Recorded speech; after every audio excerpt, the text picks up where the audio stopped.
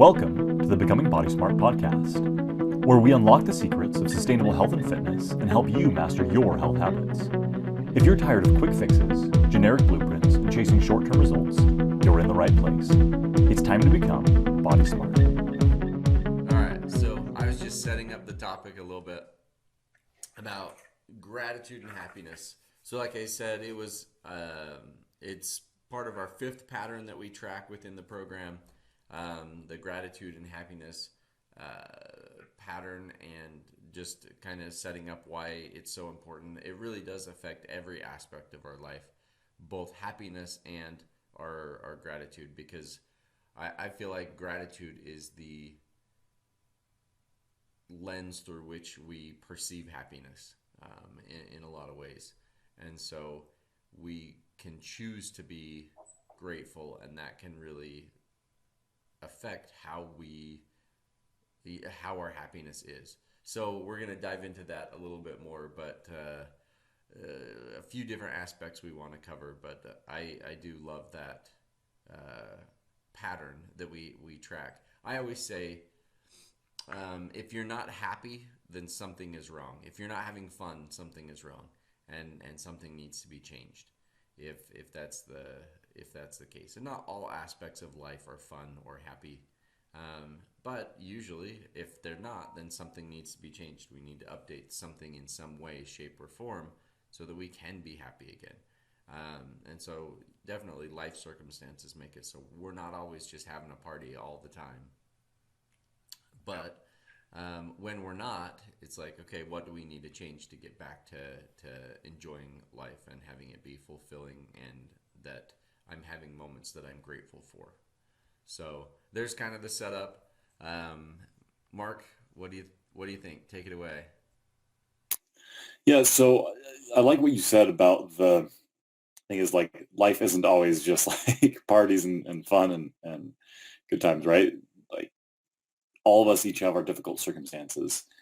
And so recognizing that, like, if we're having, if we're in the middle of difficult circumstances, like, that doesn't mean there's something wrong with us or that we've been doing something wrong necessarily, right? Some of the situations that we find ourselves in are self-inflicted, but often just life is hard. But recognizing that even in the midst of really big, difficult, tough circumstances, we can still find plenty to be happy about. And I think that really goes into our first point of perspective, right? Of what's our perception of reality? What lessons do we take from the circumstances that we find ourselves in? Right? On one hand, it can be like, oh man, nothing ever goes my way. Nothing ever goes my way. I just always am in the worst circumstances, XYZ, right? On that kind of negative end. And then I cannot remember the name of the show, but the character's name is Brian. And he always says, everything goes my way, or everything comes up Brian, right? And one of the characters ends up getting really annoyed at him, because that's kind of his philosophy. But really, like, the lens that we see the world through colors everything, right? It's the idea of the rose-colored lenses, right? Or life sucks colored lenses, or life is great colored lenses. Right? We're always looking at the world through some sort of lens. And it's interesting because I know that this is true for me, right? Depending on the mental frame I'm in at the moment, like, my situation can either be no big deal or it can be completely overwhelming. And the interesting thing of that is that the nature of the circumstance hasn't changed at all. What has changed is my response to the circumstance, right? How I'm looking at it, how I'm feeling about it. And that to me is pretty crazy, right? Because I can, I've likened it sometimes almost like a switch flipping, right? And now it's like, oh, I guess that wasn't so bad. And oh, I guess I have pretty good. Or on the other hand, like, oh, everything's bad. Nothing's good, right? And so depending on, like, the emotional state that we're in, the emotional state that we're trying to cultivate, how we're viewing the thing can drastically change from one end to another. Oh, totally, totally. I think, that perspective that we have makes all the difference. So I heard a quote recently that I really like that says, um, "You will never be happier than you are grateful." So, how grateful we are for the circumstances in our life really does determine so much of our happiness. And I love that observation. I think that really does frame for me how powerful our attitude about those things are. That if I can choose to find the good in any story, no matter how bleak the story is, there's usually always still a hero or somebody that has done some good in a story. Somebody told me that once, that I mentioned how I don't like watching the news because they're like, or because it's so depressing. And they were like, yeah, one of the things I do is I like to watch the news and find the heroes. No matter what the story is, there's always somebody that stepped in to help, or neighbor across the street that called the police, that, whatever, somebody was looking out for someone in some way. And I like to think about those aspects of it. Because, yeah, they only report on the negative stuff, but there were some positives in there somewhere.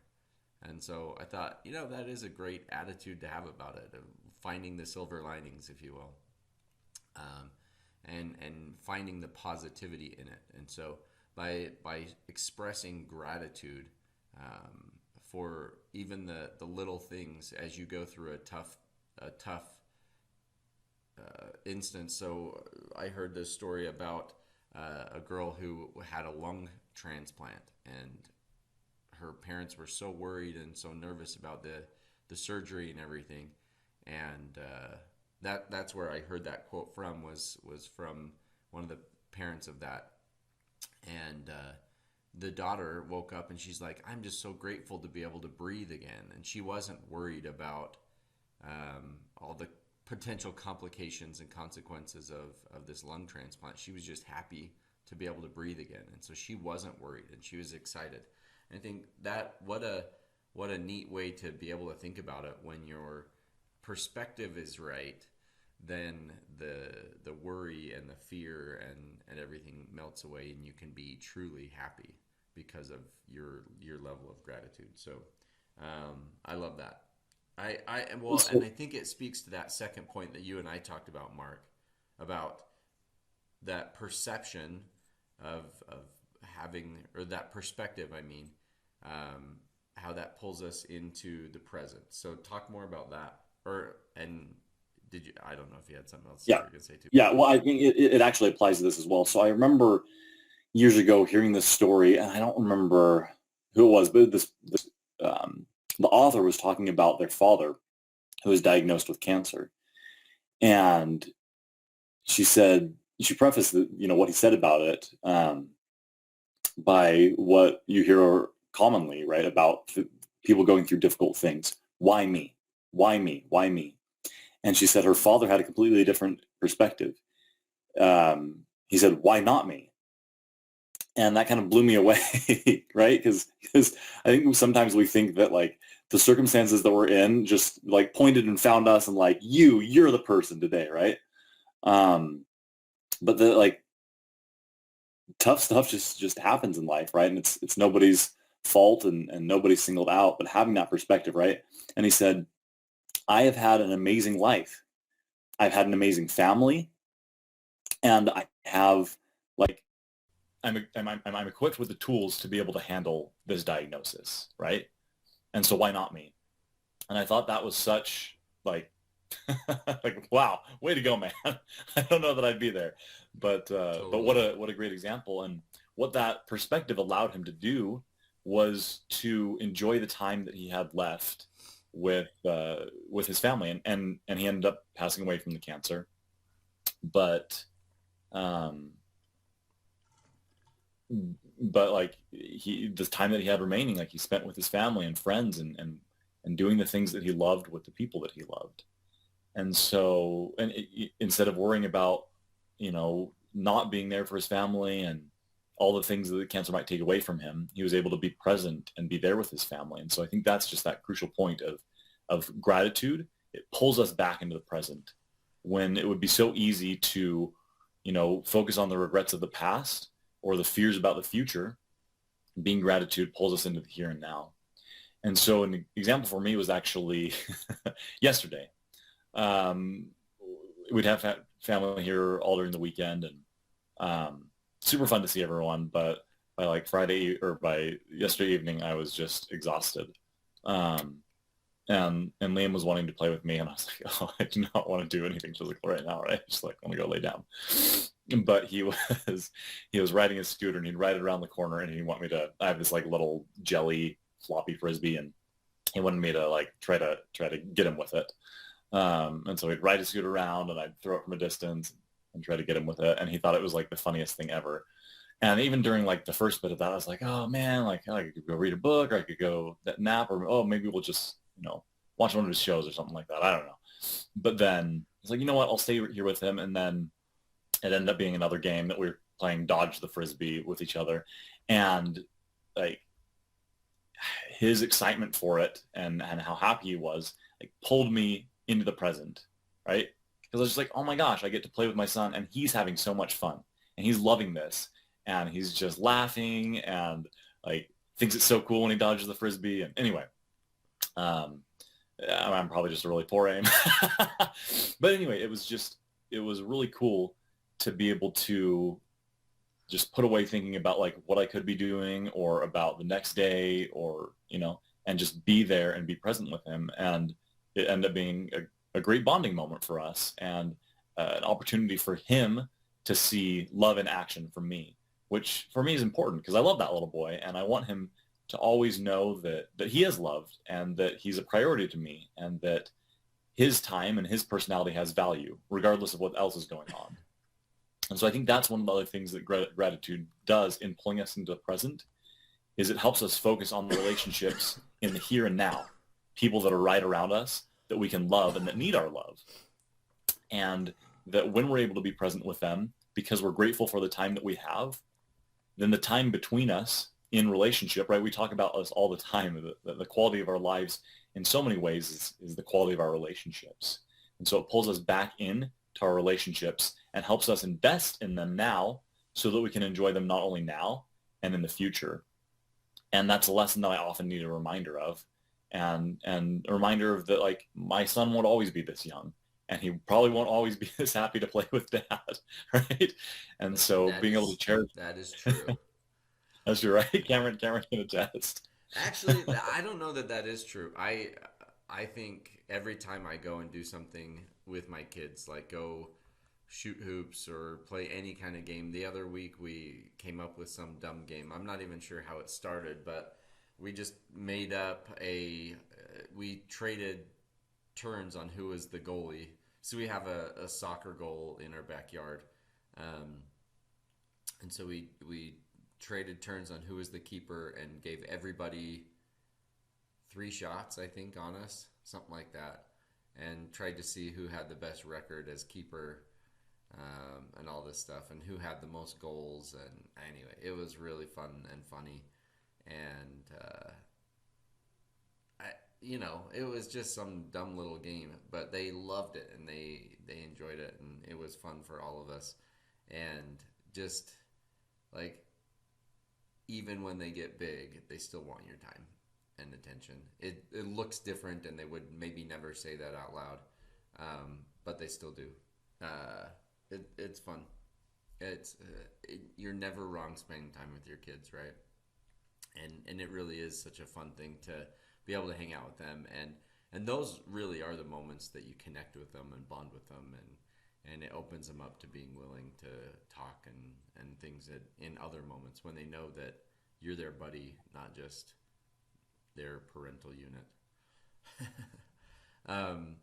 So, along the lines of gratitude and being present, I think, so for 2 different times for a year we've tracked as a family.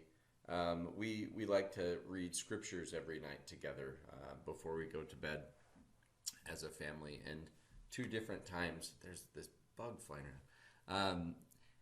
We have tracked, I think the first time I think we did 3 things that we're grateful for, and then the second time we did 5 things that we're grateful for, and we wrote it down every night. So we have like a pretty thick journal because we did it, I would say most nights. We were pretty consistent with it, and wrote down 3 to 5 things that we were grateful for. And if you repeated one, like the dog, you had to say why you were grateful for it. Like it had to be a little bit more in detail if you were doing one that was a repeat. So like a story about why you were grateful for the dog today versus just like the dog, or I'm grateful for water. It was like, oh, because I was so thirsty during my soccer game, and when I finally got water, it was so good. Or, just to make the simple answers a little more pointed. Anyway, it was fascinating, and I really do feel like it was helpful in our family. Like it helped change kids' attitudes and our attitudes as parents, because we did it kind of when we were in the trenches a little bit, of little kids, diapers, and where it was just hard. A different kind of hard than, now it's more busy and logistics hard, but I don't have to do everything for my kids. They're pretty self-sufficient, other than getting themselves places. And they're kind of things that I enjoy doing. I love going and watching my kids play games. And so it's super busy, but it's different than when it was hard, like the like physically and emotionally demanding stage of having little kids. And so I do think that it was a good perspective changer to bring us into the reality of like how good we really do have it. And so tracking the things that we were grateful for really was an awesome exercise as a family and brought us into the present. I think, how cool would that be if you actually did that every morning, where you got up and wrote a list of the things that you're grateful for, how much that would bring you into the present, as well as change your perspective for the day on,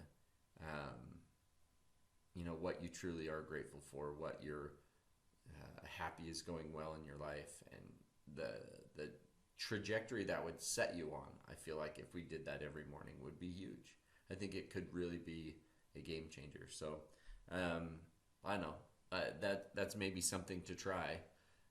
I know as part of that gratitude and happiness pattern module that we have in the program, we have you track what your happiness and what you're grateful for each day for a couple of weeks.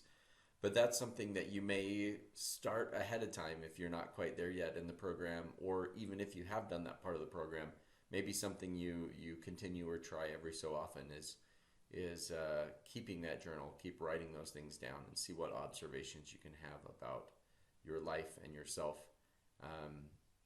and those around you. I think it opens opportunities to see, where you can serve and help other people. I think it helps you see, how good life really is, and how good life can be as you continue to work on yourself in the areas that you're working on. Because I think that also gives you perspective as to areas where you can grow and see greater happiness as you grow in some of the areas that you may be seeing more gratitude for. I think that showing gratitude really is so powerful, and I do still love that quote, because I think it's a good measuring stick, I guess, if you will, that you'll never be happier than you are grateful, because that being able to have gratitude for the things in our life really does make us happy. It does open that door to allowing yourself to be happy. I think sometimes we don't allow ourselves to be happy because we feel like we should be stressed by things. We feel like we should be concerned or worried or stressed, or we're not doing something right in our lives. I feel like my mom is often that way, that she's not happy. My dad teases her about that all the time. There is this little gnat that's killing me.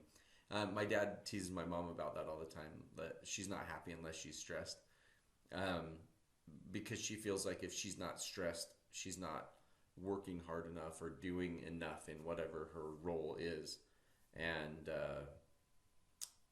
hopefully, I feel like that, again, like Mark said, is not being in the present. That's worrying about the future or the past instead, those types of stresses. So anyway, I'm going to see if I can kill this gnat. It's driving me crazy. Okay. So one of the ways I like to think about it and is kind of like a garden, right? So when we see our own lives, sometimes we just see a field of weeds with hardly a flower.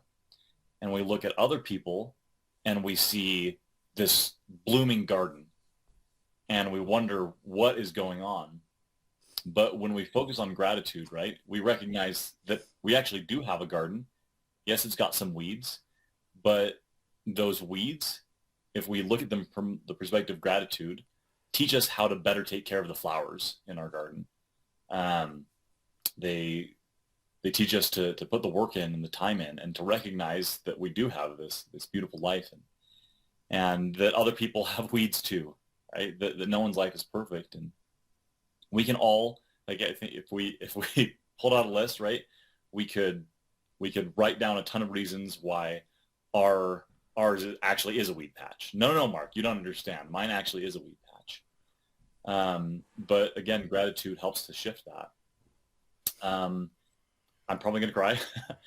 This year's been a tough year. I lost my 2 remaining grandparents and I lost my mom, and that sucks. But I'm so grateful for who they were in my life, especially my mom and the impact that she had in my son's life, and what a great mother she was, and what a great grandmother she was, and how lucky I am to have had such a mother who taught me what it was to love and to be loved, and to see all of the lives that she impacted. Cameron and I went to a conference a couple months ago, and the speaker said, I love this. She said, every interaction is an opportunity to change someone else's life for good. And my mom did that in so many ways, and both my grandmas did that in so many ways. And so I'm so grateful for that. It was cool. We had a parent-teacher conference with my son recently, and it was talking about how he was above the average on here and above the average on here and above the average on here. And that, so much of that is my mom, because she spent so much time with him. She read him thousands of books, literally thousands of books, again and again, and practices numbers and practices letters and practices shapes, and made this huge investment of time in him. And it is, and it will pay off dividends. And so I'm so grateful for that. And so even in the midst of a really tough year for me, when it would be easy, and there times are that I slip into that, like, oh man, this year just sucks and everything's awful, right? But when I can step back and look at life from that attitude of gratitude, I recognize how much there is to be grateful for and how abundantly I'm blessed. Not everyone has such strong family relationships. Not everyone has relationships with their children. Not everyone has had the opportunities that I've had. And so, you even look at living where we do at this time in history, like, it's unprecedented how we live. We literally live on a daily basis like kings and queens of the past. Our access to medicine, our access to food, our access to recreation, our access to the modern conveniences.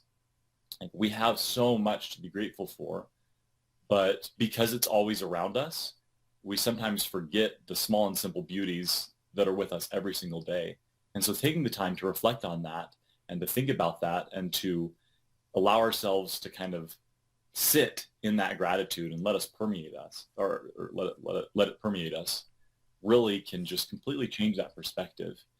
And so taking that time, right, it can be very simple practice. Like Cameron said, just waking up in the morning and writing a few lines of the things that we're grateful for.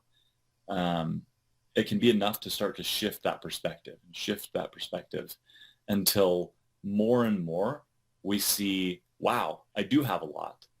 There's so much, in fact, that I've been given. And like Cameron said, it can help us identify who needs our love, who needs that focus, who is going through struggles of their own that's maybe making it a little bit hard to be grateful for. And how can we reach out to those people and make a difference in their lives so that they can begin to have that perspective as well. And gratitude helps get us outside of ourselves. It helps us connect with others, right? We're a social species.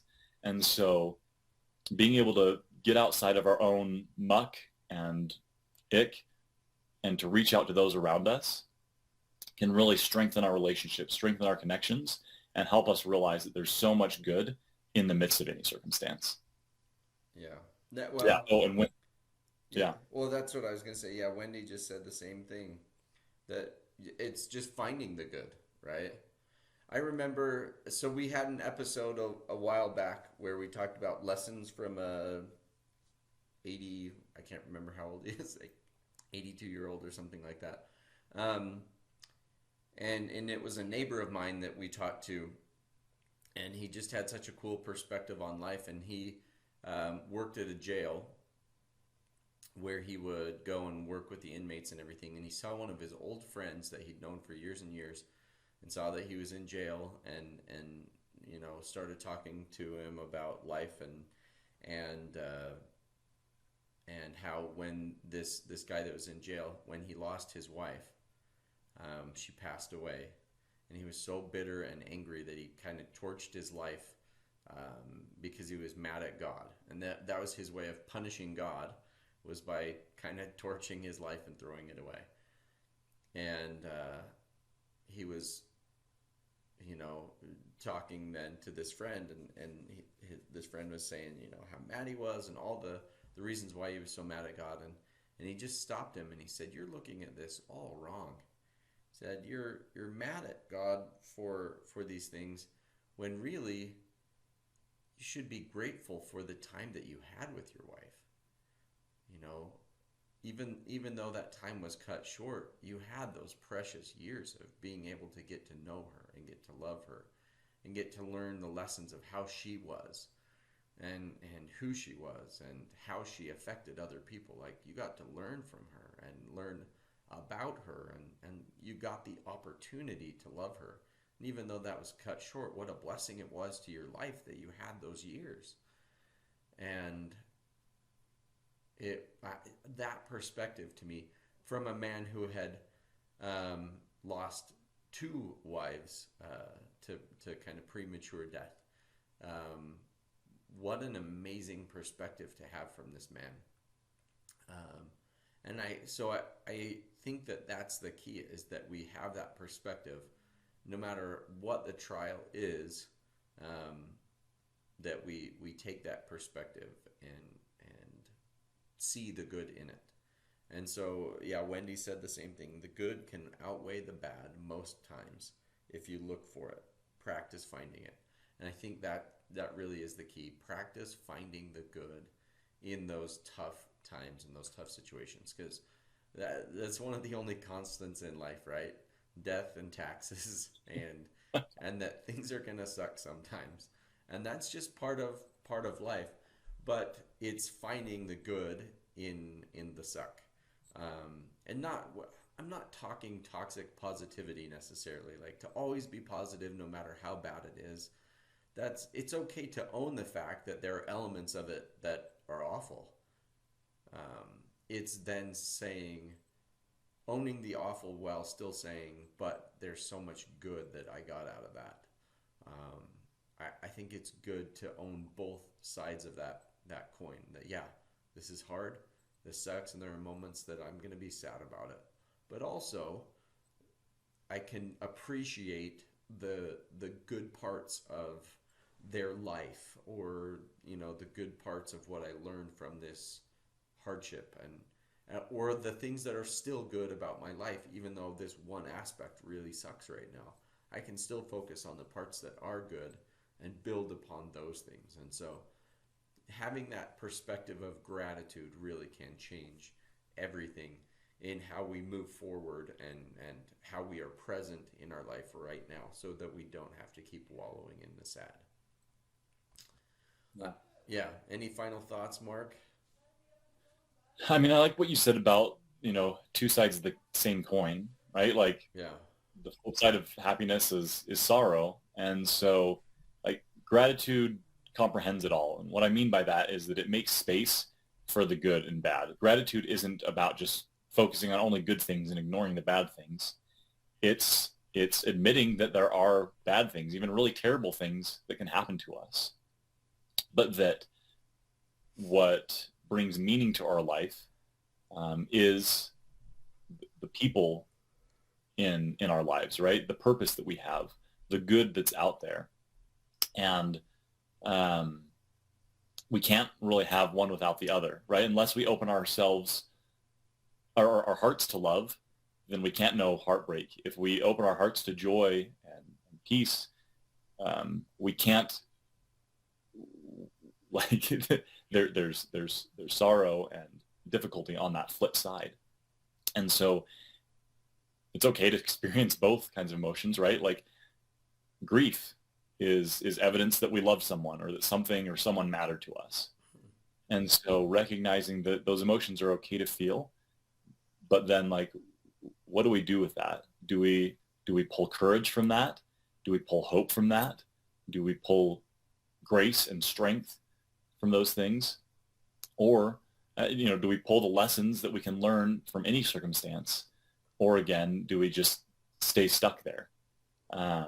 And so gratitude helps us to, pull ourselves out of the muck and the mire and keep trudging forward, hopeful that the future is always brighter. The future is always has promise in it.